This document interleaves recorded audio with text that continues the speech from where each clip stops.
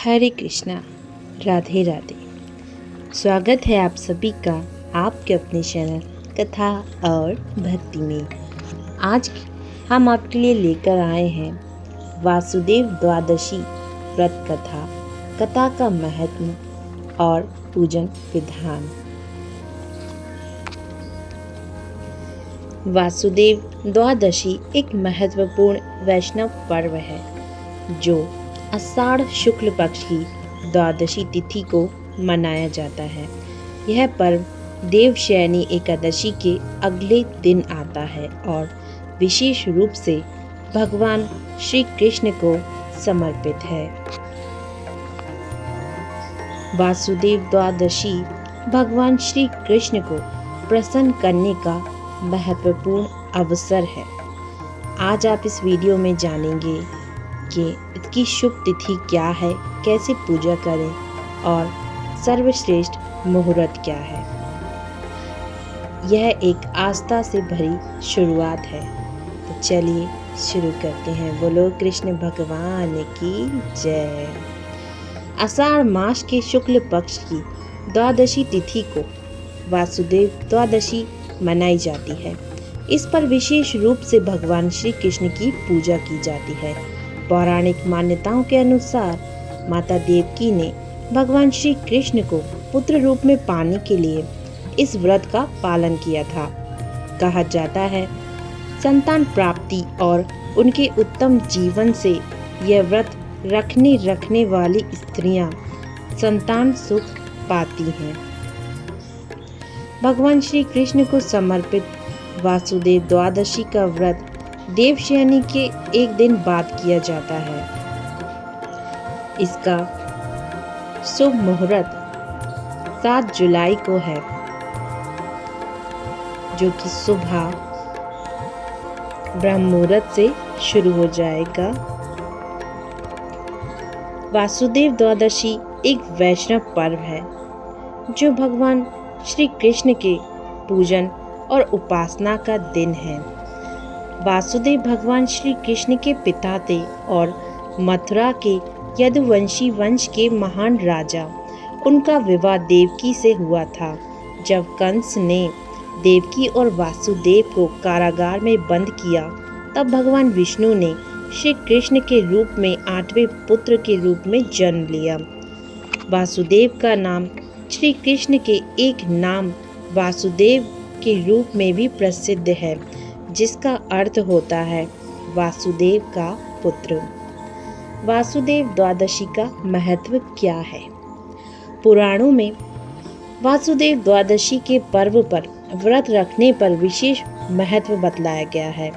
कहा जाता है कि जो जातक वासुदेव द्वादशी के दिन उपवास रखते हैं, उनके बड़े से बड़े पाप भी नष्ट हो जाते हैं। ये भी मान्यता है कि जो वैवाहिक दंपति संतान प्राप्ति की इच्छा रखते हैं, उन्हें वासुदेव द्वादशी का व्रत अवश्य करना चाहिए। इससे उनकी सभी मनोकामनाएं शीघ्र पूर्ण होती हैं।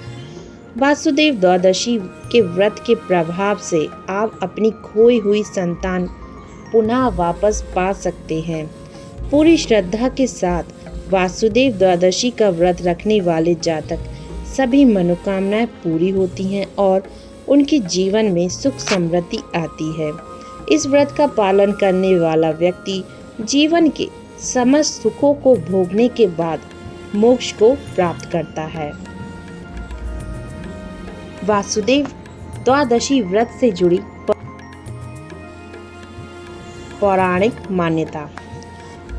मान्यताओं के अनुसार जब देवकी एवं वासुदेव को कंस ने जेल में बंद कर दिया था, तब एक बार नारद मुनि इनसे मिलने आए। नारद मुनि ने देवकी और वासुदेव के अपनी सभी संतानों को कंस द्वारा मारे जाने पर दुखी होकर महर्षि नारद ने उन्हें वासुदेव द्वादशी व्रत रखने की सलाह दी।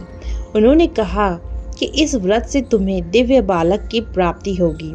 नारद जी के सुझाव को मानते हुए देवकी और वासुदेव ने इस व्रत का पालन किया और इसके कुछ ही समय बाद भगवान विष्णु स्वयं श्री कृष्ण के अवतार में जन्मे। वासुदेव द्वादशी की पूजा विधि।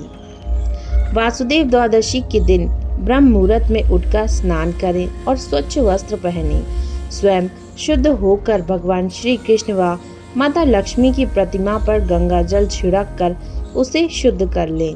इसके बाद एक लकड़ी की चौकी पर लाल रंग का कपड़ा बिछाएं और श्री कृष्ण व माता लक्ष्मी की प्रतिमा स्थापित करें। भगवान वासुदेव को मोर पंख एवं पुष्प अर्पित करें। इसके पश्चात भगवान श्री कृष्ण एवं माता लक्ष्मी की प्रतिमा के सामने धूप दीप प्रज्वलित करें। भगवान श्री कृष्ण को भोग के लिए पंचामृत के साथ साथ चावल की खीर या कोई अन्य मीठी वस्तु चढ़ाएं। पूजा संपन्न होने के बाद विष्णु सहस्त्र नाम का भी पाठ करें। वासुदेव द्वादशी की कथा। एक कथा के अनुसार बहुत समय पहले चुनार नाम का एक देश था। इस देश के राजा का नाम पौंडक था। पौंडक के पिता का नाम वासुदेव था, इसलिए पौंडक खुद को वासुदेव कहा करता था। पौंडक पांचाल नरेश की राजकुमारी द्रौपदी के स्वयंवर में भी मौजूद था। पौंडक मूर्ख अज्ञानी था।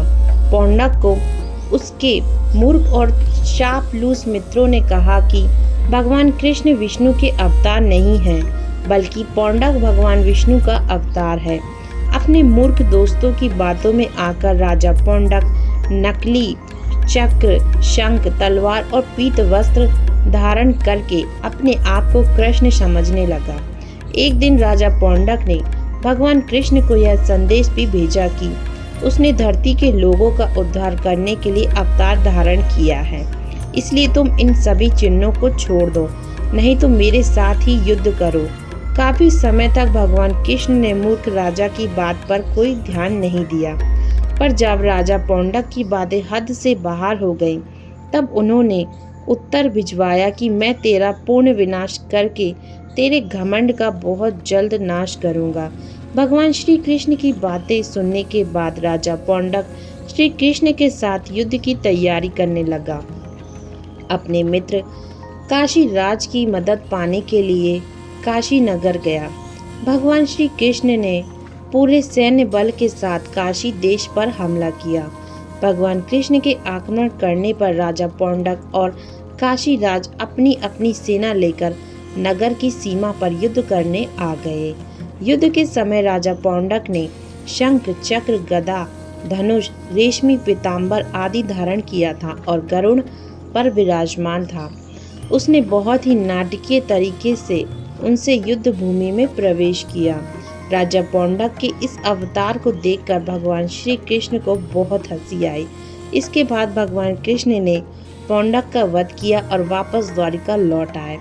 युद्ध के पश्चात बदले की भावना से पौंडक के पुत्र ने भगवान कृष्ण का वध करने के लिए मारण पुनश्चय यज्ञ किया, पर भगवान कृष्ण को मारने के लिए द्वारिका की तरफ गई। वह आग की लपट लौटकर काशी आ गई और सुदर्शन का मृत्यु की वजह बन गई।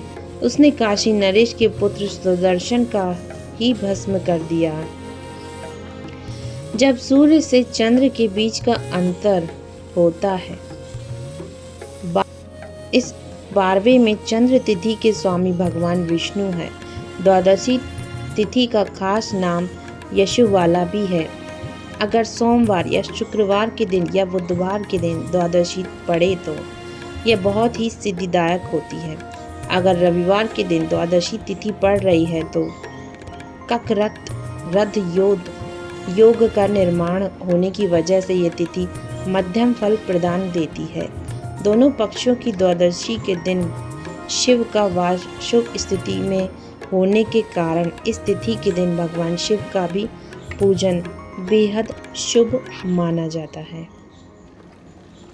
वासुदेव द्वादशी के दिन सूर्य उदय से पहले उठकर स्नान करने के पश्चात स्वच्छ वस्त्र धारण करके और हृदय से श्री कृष्ण भगवान का मनन करते हुए अपनी मनोकामना बोलकर पूजा आरंभ करनी चाहिए और व्रत का संकल्प लेना चाहिए। यह व्रत संतान की प्राप्ति कराने वाला है। यह व्रत हर तरह से शुभ फलदायी है। जो भी दंपति संतान प्राप्त करना चाहते हैं उन्हें इस दिन व्रत को ज़रूर रखना चाहिए ताकि उन्हें भी श्री कृष्ण जैसे बालक संतान रूप में प्राप्त हो। हरे कृष्णा, राधे राधे। धन्यवाद आप सभी का वासुदेव द्वादशी की कथा को सुनने के लिए। अगर वीडियो में दी गई जानकारी आपको पसंद आई है तो कृपया चैनल को लाइक करें, शेयर करें, सब्सक्राइब करें और कमेंट में हरे कृष्णा राधे राधे ज़रूर लिखें।